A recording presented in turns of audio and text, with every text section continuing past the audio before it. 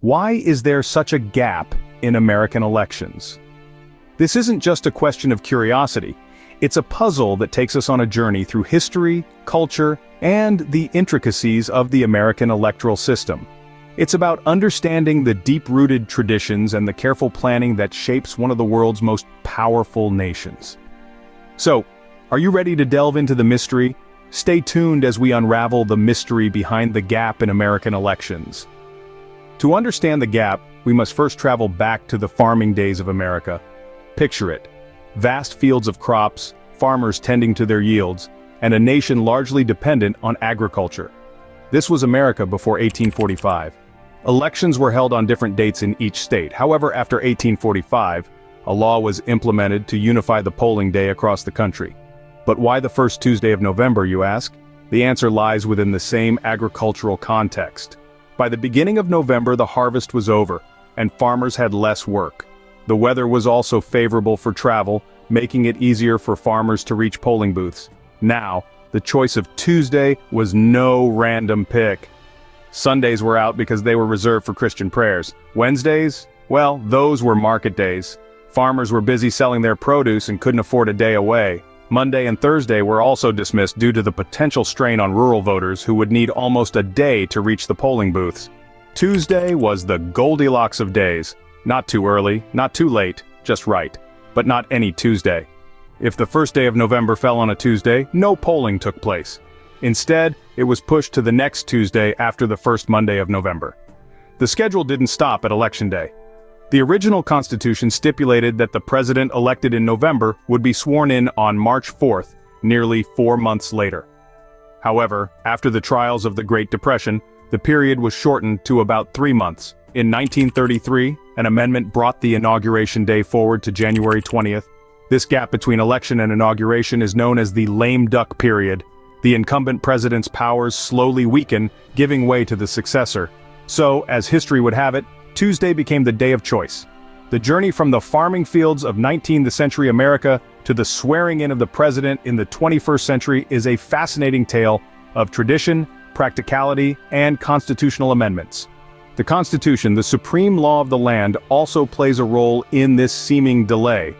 This revered document, the bedrock of American democracy, has a say in the timing of the elections and the swearing in of the newly elected president. Initially, the Constitution stipulated that the elected president would take the oath of office on the 4th of March. The Constitution, in its wisdom, allows for this period of transition. It ensures that the transfer of power happens smoothly, without any hasty decisions or abrupt changes. It's a testament to the thoughtfulness and foresightedness of the Founding Fathers. So, there you have it. The constitutional provisions that mandate a waiting period between the election and the swearing in of the new president. When it comes to the Constitution, even the timing of elections is no small matter. But there's more to it than just historical and constitutional reasons. The transfer of power also plays a part. You see, the approximately 3-month gap between the election and inauguration provides the president-elect and their team with ample time to prepare for governance. It's not just a matter of moving into the White House and picking out the decor for the Oval Office. It's an intense period of planning, strategizing, and making critical decisions. Imagine you've just been elected as the leader of one of the most powerful nations in the world. Now, you have to assemble your cabinet, a team of advisors and heads of departments who will help you govern. This is no small feat.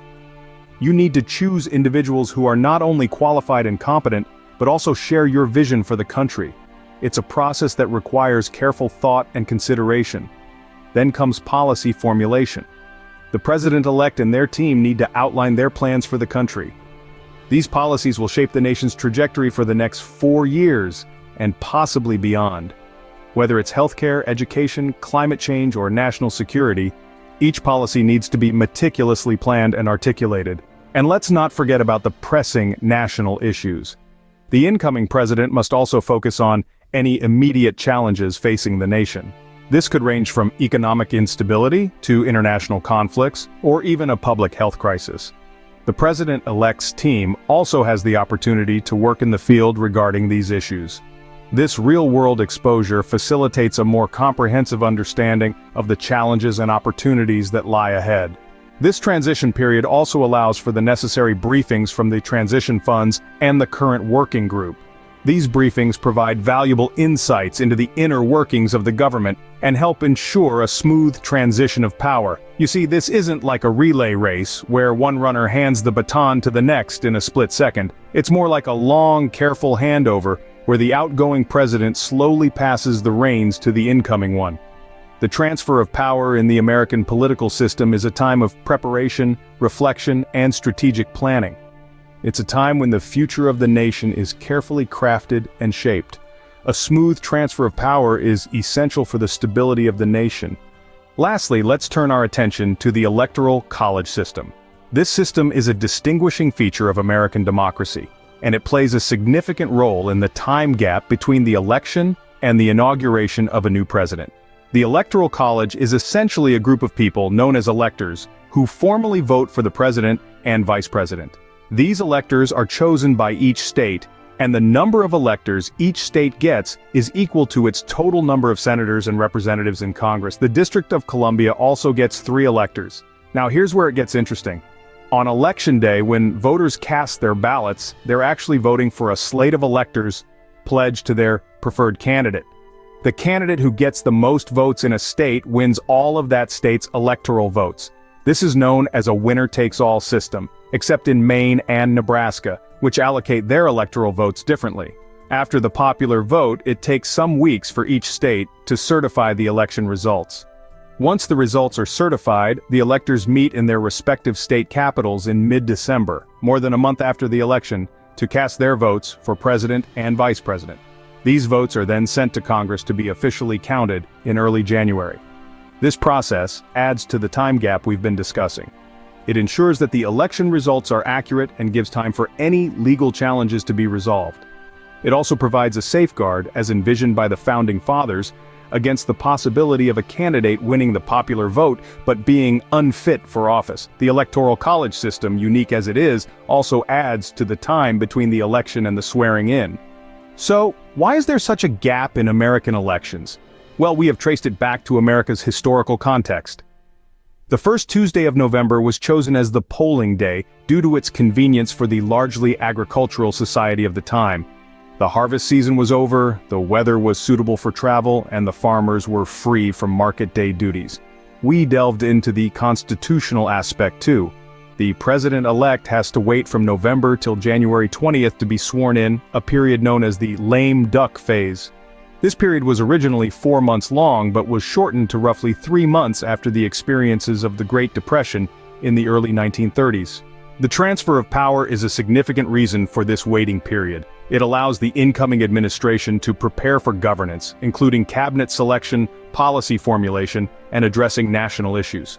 This gap ensures a smooth transition without abrupt disruptions. We also looked into the Electoral College system.